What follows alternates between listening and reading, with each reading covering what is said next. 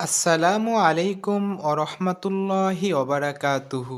সুপ্রিয় দর্শক শ্রোতা, আশা করি আল্লাহ তাআলার অশেষ মেহেরবানিতে আপনারা সবাই ভালো আছেন।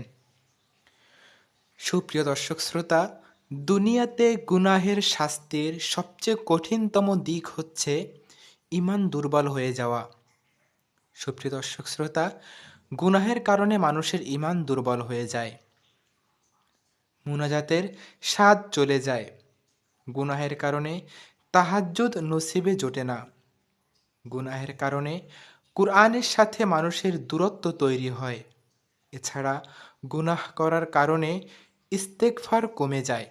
সুপ্রিয় দর্শক শ্রোতা, আমরা প্রত্যেকেই যদি আমাদের নিজেদের দিকে তাকাই, তাহলে দেখতে পাব উল্লিখিত বিষয়গুলো আমাদের ভিতরে নেই বললেই চলে। আমাদের ঈমান আজ দুর্বল হয়ে গেছে। আমরা তাহাজ্জুদের নামাজ পড়তে পারি না। আমরা প্রতিদিন কুরআন তেলাওয়াতও করি না এবং ইস্তেগফারও করি না। সুপ্রিয় দর্শক শ্রোতা, এগুলো আমাদের করতে না পারার কারণ হলো আমাদের গুনাহ।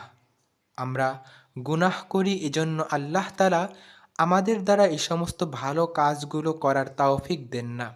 তাই আমরা যদি গুনাহ পরিত্যাগ করতে পারি, গুনাহ ছাড়তে পারি, আল্লাহ তাআলার হুকুম মেনে চলতে পারি, তাহলে আল্লাহ তাআলা আমাদের সবাইকে ভালো কাজ করার তৌফিক দিবেন।